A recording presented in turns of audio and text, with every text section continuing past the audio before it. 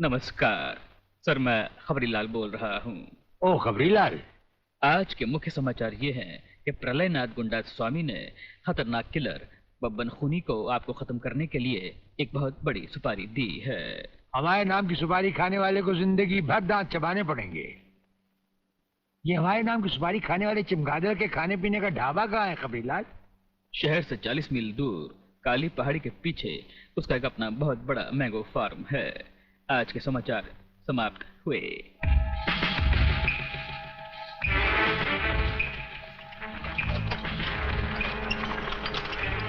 चौबे गंगवा, ये माल जो तू आसाम और यूपी भेज रहा है तगड़ा है ना?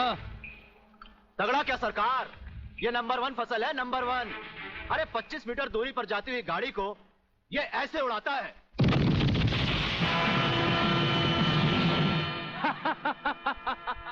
देखा सरकार, ये अपनी बम फैक्ट्री में बना हुआ मैंगो का कमाल।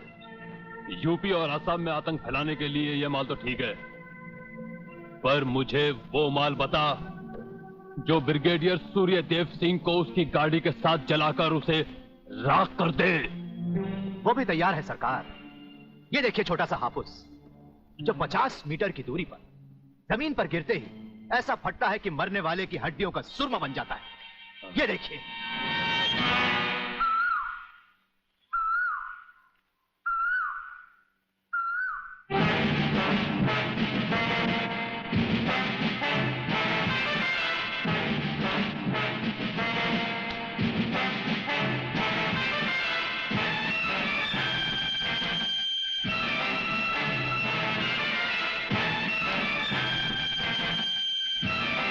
कौन हो तुम?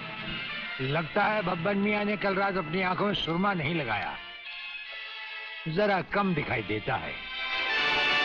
ब्रिगेडियर सूर्यदेव सिंह?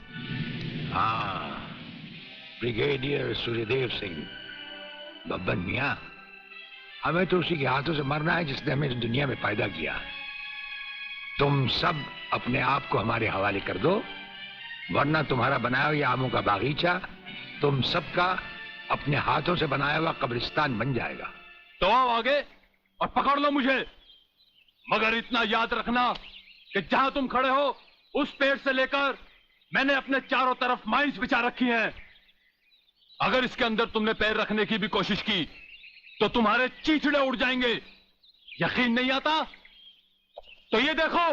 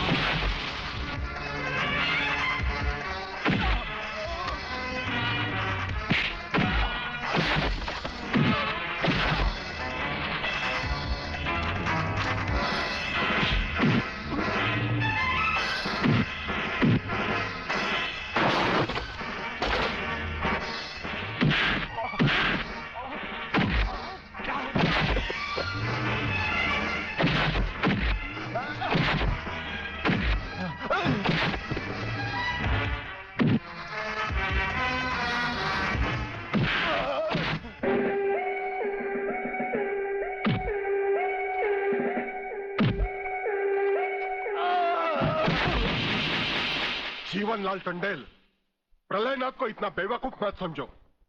सारे शहर के पुलिस स्टेशन से पता लगाकर ही तुम्हें फोन किया है। अगर होम मिनिस्टर होते हुए तुम्हें यह पता नहीं है तो मुझे कल तुम्हारा रेजिग्नेशन चाहिए, समझे? अरे मैं जानते हो बब्बन और उसके साथियों ने जबान खोल दी तो सूर्यदेव सिंह हमारे लिए नर्क के दरवाजे खोल देगा। जल्दी से पता लगाओ और उन सबको छुड़वाओ। Yes, DCP Pathania speaking. अरे इंग्लिश को मारो गोली और हिंदी में समझो। मैं जीवनलाल बोल रहा हूँ, जीवनलाल टंडेल। ओ सर, आप कहिए क्या हुक्म है सर? मुझे सिर्फ 1 घंटे में ये बताओ कि सूर्यदेव सिंह ने जिन जिन को गिरफ्तार किया है वो सब कहाँ हैं, और मुझे 4 घंटे के अंदर अंदर उन सब की जमानत चाहिए, समझे? मगर सर, सूर्यदेव सिंह के बारे में जितनी जानकारी आपको है उतनी ही हमारे डिपार्टमेंट को, और हम उसे ज्यादा कुछ पूछ भी नहीं सकते क्योंकि यही हाई कमांड का ऑर्डर है। वो रहता कहाँ है? वो भी नहीं मालूम। ये भी नहीं मालूम तो फिर ये बताओ कि वो मिलता कहाँ है? मैं उससे आज ही मिलना चाहता हूं। सर वो रोज सुबह सीबीआई ऑफिस में 12 और 1 के बीच में आते हैं सर। सर, ये लिस्ट उन लोगों की है जिन्हें आपसे मिलना है।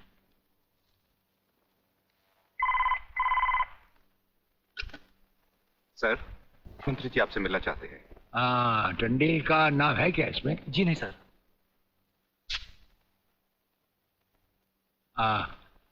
आज तो हम अपना एक एक मिनट दूसरों को दे चुके हैं, दम लेने की भी फुर्सत नहीं होगी।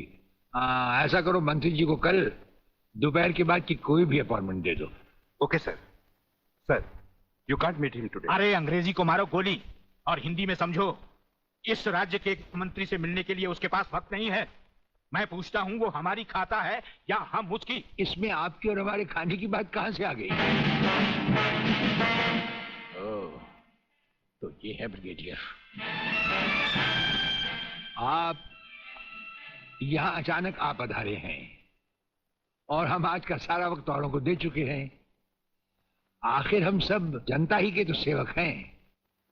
कुर्सी मिलने पर ये समझ लेना कि सारी सरकार आप ही की है, इसे हम कैसे मान लें? आप मुझे ये न समझाएं कि सरकार किसकी है।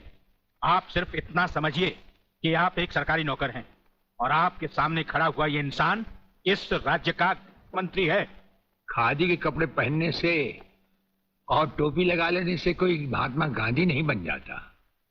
और सुनिए, हमें नेताओं की भाषा ना तो पहले समझ आई थी और ना कभी आएगी। भाषा छोड़ो ब्रिगेडियर, मैं जो आपसे कहना। आपने जो कुछ भी कहना है कल कह लीजिएगा। आपकी अपॉइंटमेंट नोट करवा दी गई है। और एक बात ये भी याद रखिए कि हमसे बगैर अपॉइंटमेंट के कोई नहीं मिल सकता। और जहां तक हमारा ताल्लुक है, हम किसी से भी किसी वक्त भी कहीं भी मिल सकते हैं, हमारा जब दिल चाहे। शायद आपने वो लेटर नहीं पढ़ा जो सेंट्रल गवर्नमेंट ने आपको भेजा है।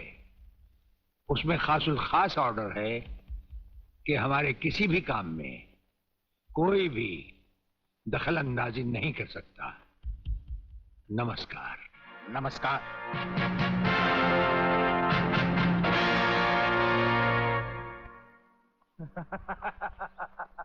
रियली? ओए, हाँ, गुड मॉर्निंग अंकल। अरे अंग्रेजी को मारो गोली और हिंदी में बात समझो। हिंदी में तुम ये बताओ तुम्हारे पिता कहाँ हैं? पिताजी, अंकल तो ऊपर बैठे हुए हैं, आप ही का इंतजार कर रहे हैं। राधा, तुम्हारे पिताजी बड़े उखड़े हुए लगते हैं। लगता है there is something wrong in the ministry। अरे रॉन्ग हो या राइट, यही समझना होता तो मैं भी तुम्हारी तरह खादी के कपड़े पहन लेता। अरे सरकारी लेटर से मुझे क्या लेना देना? देखो, तुम अभी से इतने ढीले पड़ जाओगे तो पूरी सरकार को भारतवर्ष से कैसे खत्म करोगे?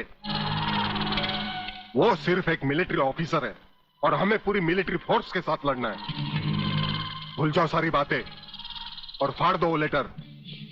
देखो, उसका ट्रांसफर ना हो तो ना सही, उसकी बातें हमें पता न चले तो न सही, लेकिन उसकी मौत का बंदोबस्त तो मैं कर सकता हूं। प्रलयनाथ, वो मर गया तो ये नेता भी कुर्सी समेत जल गया, समझो। वो मरेगा भी और तुम कुर्सी के साथ जियोगे भी। इधर तू बचता है, उधर वो बचती है। हेलो। नमस्कार। हाँ बोलो खबरीलाल, क्या समाचार है? दोस्त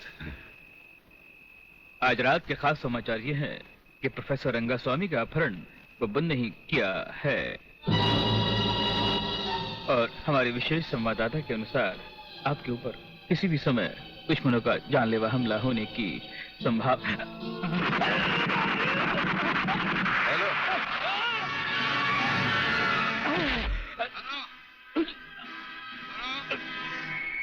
खबरीलाल के अंतिम समाचार समाप्त हुए। Hello hello.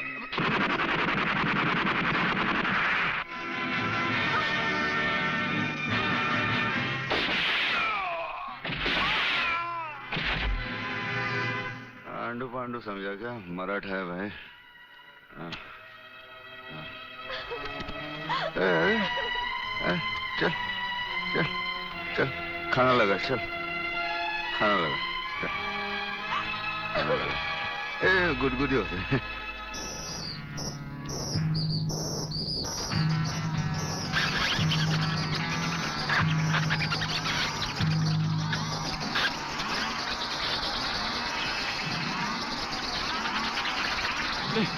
नहीं नहीं नहीं नहीं, ये क्या कर रहे हो? नहीं नहीं नहीं नहीं नहीं नहीं नहीं नहीं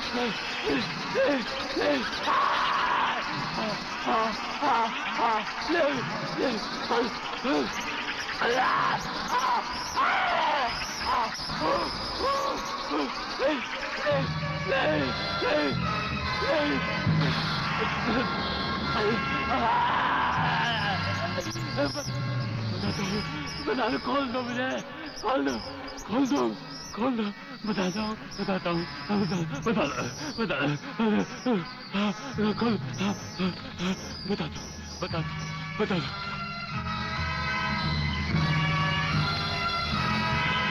प्रोफेसर रंगास्वामी प्रलयनाथ के कब्जे में है। आखिर बबन ने मुंह खोल दिया। 1 मिनट सर। सर, दिल्ली से होम मिनिस्टर चौधरी आपसे बात करना चाहते हैं, हॉटलाइन पर। बात कीजिए सर। नमस्कार मंत्री साहब। नमस्कार। देखिए, कल एयर फ्रांस की फ्लाइट से प्रोफेसर खुराना फ्रांस से पहुंच रहे हैं। आपने उन्हें देखा भी है और उन्हें अच्छी तरह से जानते भी हैं।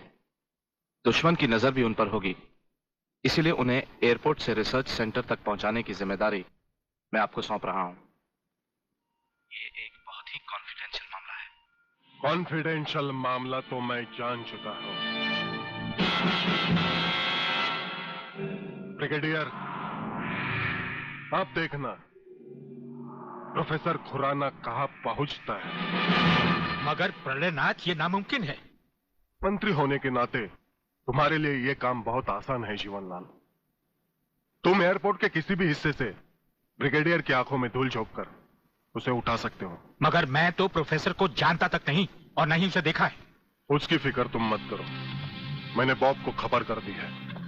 हमारा विदेशी एजेंट फ्रांस से ही प्रोफेसर खुराना का पीछा साए की तरह करेगा और वही तुम्हें एयरपोर्ट पर प्रोफेसर खुराना को तुम्हारे हवाले करेगा। राधा, जब तक मैं तुम्हें दूसरे आदमी तक नहीं पहुंचा देता, यूं ही खामोशी से चलते रहना। एक लफ्ज भी बाहर निकाला तो साइलेंसर लगे रिवॉल्वर से कब गोली निकलकर तुम्हारे अंदर दाखिल हो जाएगी किसी को पता भी नहीं चलेगा।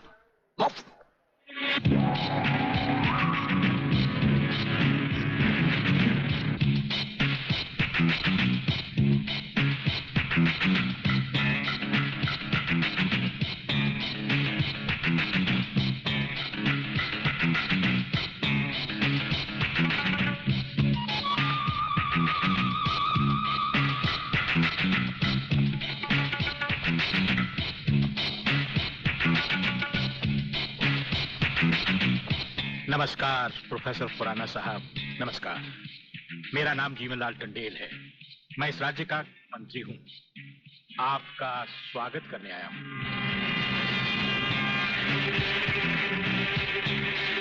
प्रोफेसर, तुम्हारे गले में जो मैंने हाथ डाला है उसमें बम लगा है जिसका रिमोट कंट्रोल मेरी जेब में है। जरा भी होशियारी दिखाई तो तुम्हारे चीथड़े उड़ जाएंगे, समझे? खामोशी से मेरे साथ चलो, चलो आइए।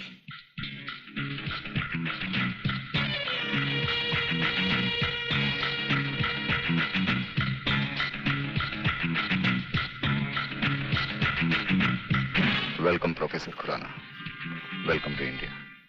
वाह जीवनलाल वाह, आज तुमने तो कमाल कर दिया। प्रोफेसर खुराना वो ब्रिगेडियर तो बेचारा एयरपोर्ट पर हाथ मलता ही रह गया और प्रोफेसर हमारे जाल में कबूतर की तरह फंस गया। ब्रिगेडियर शायद ये नहीं जानता कि प्रलयनाथ ऐसा शिकारी है जिसके हाथ से कभी कोई शिकार नहीं बचता।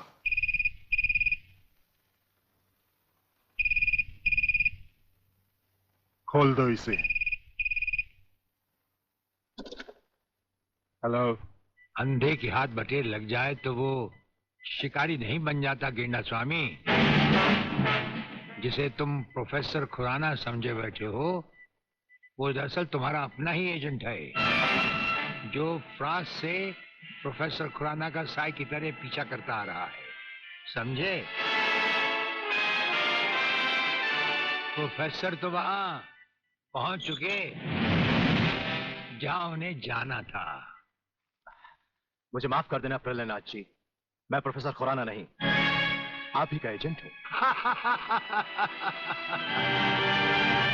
मगर हवाई जहाज में ही ब्रिगेडियर के कमांडो ने मुझे मजबूर कर दिया। प्रोफेसर ने गन पॉइंट पर मुझे जीवन लाल तक पहुंचाया। मैंने वहां भी कहना चाहा, लेकिन इन्होंने बम वाला हार मेरे गले में डाल दिया। मैं कुछ कहता तो वहीं जान से मारा जाता।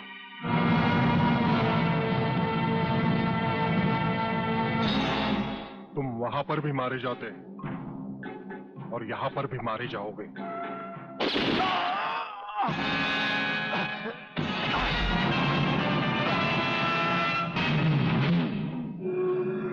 मैंने विदेशी एजेंट को तो सजा दे दी है ब्रिगेडियर, मगर प्रलयनाथ से ये दुश्मनी तुम्हें बहुत भारी पड़ेगी। जो भारी ना हो वो दुश्मनी ही क्या प्रलयनाथ। तो एक बात मेरी भी अपने कान में अच्छी तरह उतार लो ब्रिगेडियर। प्रोफेसर खुराना को अब चाहे दुनिया के किसी भी कोने में छुपा लो, मैं उसे हासिल करके ही रहूंगा। शेख चिल्ली की तरह दिन को सपने देखने छोड़ दो गेंडा स्वामी। हम आंखों से सुरमा नहीं चुराते, हम आंखें ही चुरा लेते हैं ताकि सुरमा लगाने की नौबत ही ना आए और फिर तुम्हारा अंजाम वही होगा। ये आप क्या कह रहे हैं? बेईमानी न मेरे खून में है न डॉक्टरी पेशे में। डॉक्टरी पेशे की तो बात हम अभी करेंगे नहीं। डॉक्टर गुप्ता, इस वक्त बात है तुम्हारे सच और झूठ की। माथे पे आया हुआ पसीना पोछो और हमें राजा टंडेल की झूठी नहीं सच्ची रिपोर्ट की असलियत बताओ। झूठी रिपोर्ट? हाँ, जो रिश्वत लेकर तुमने बनाई और एक मामूली सी प्रेगनेंसी को एक खौफनाक रेप का केस बनाकर संजय और उसके दोनों साथियों को हवालात में पहुंचा दिया। ये सब झूठ है, आपको किसी ने गलत बताया है। चिल्लाने से झूठ नहीं छुपता डॉक्टर गुप्ता। हमें पहचानो, हमें ब्रिगेडियर सूर्यदेव सिंह कहा जाता है। हम मुर्दों से सच उगलवा लेते हैं, तुम तो फिलहाल जिंदा हो। सच सच कह डालो। आप समझते क्यों नहीं ब्रिगेडियर साहब? मैंने कोई गलत रिपोर्ट नहीं बनाई और न ही कोई रिश्वत ली है। फिर ये क्या है डैडी? ये देखिए।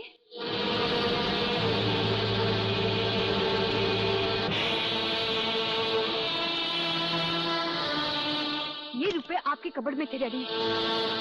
मैं समझी थी कि किसी को जीवन दान देने के लिए आप इसमें दवाइयां लाए हैं, पर ब्रिगेडियर साहब की बात सुनकर जब मैंने इसको खोलकर देखा तो पता लगा कि मेरे पिता मेरे लिए शादी का जोड़ा नहीं, कफन खरीदने के लिए रिश्वत का पैसा लाए हैं।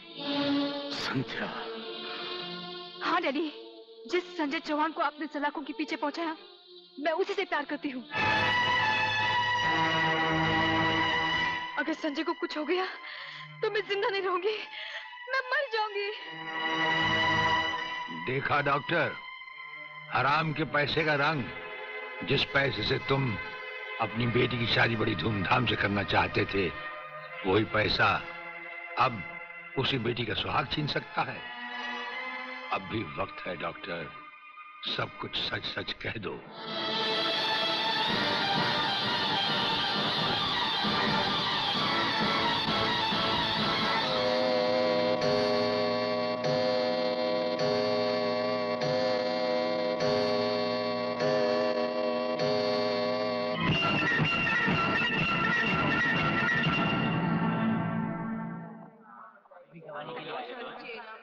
नहीं आता है।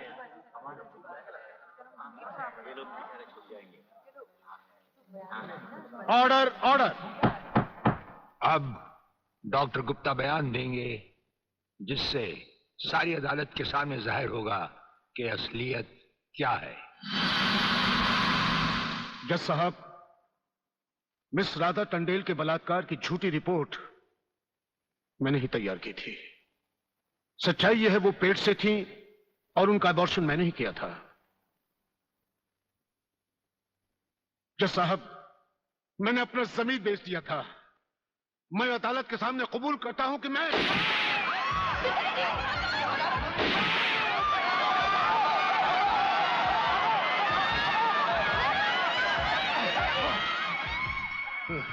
बेटे, जज साहब, रिश्वत लेकर वो छोटी रिपोर्ट वो मैंने ही तैयार की थी। वो लड़के निर्दोष। पिताजी, नहीं, ये नहीं हो सकता। पिताजी, पिताजी, पिताजी, नहीं।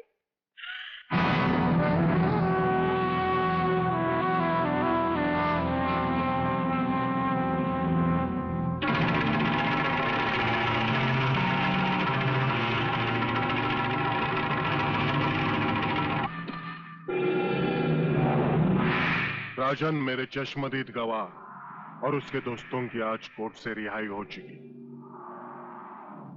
मैं चाहता हूं उन तीनों की इस दुनिया से भी रिहाई कर दो। कल ही रक्षाबंधन के दिन।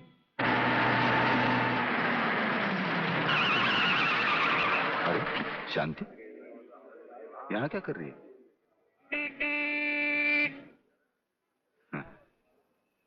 राखी, हाँ आज नारली पूर्णिमा है ना। अरे ये राखी लेके मेरी तरफ क्यों आ रही है?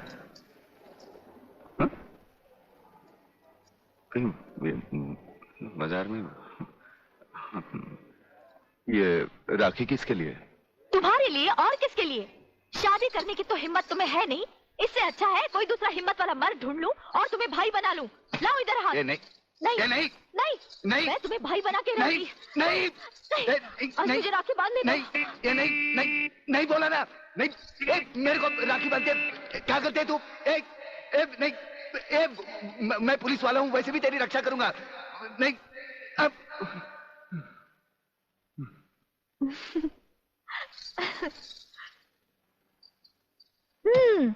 लगता है तुमने फिर कोई ख्वाब देखा है। अब तुम रोड पर भी ख्वाब देखने लगे। कहीं ऐसा तो नहीं देख रहे थे कि ये राखी मैं तुम्हें बांध रही हूँ?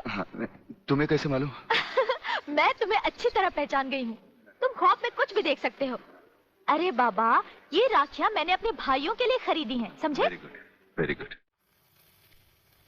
जानते हो राखी के धागे में कितनी ताकत होती है? नहीं यार, माँ सच कह रही है। भाई बहन के इस पाक बंधन को तुम लोग इतना कच्चा मत समझो। अरे इसके धागे में तो वो ताकत है जो 7 समुद्र पार भी भाई की रक्षा करता है। ये सब कहने की बातें अली, सब कहने की बातें। मेरा तो भगवान पर से भी विश्वास उठ गया है। और फिर ये तो एक राखी है, रेशम का तार है और कुछ भी नहीं।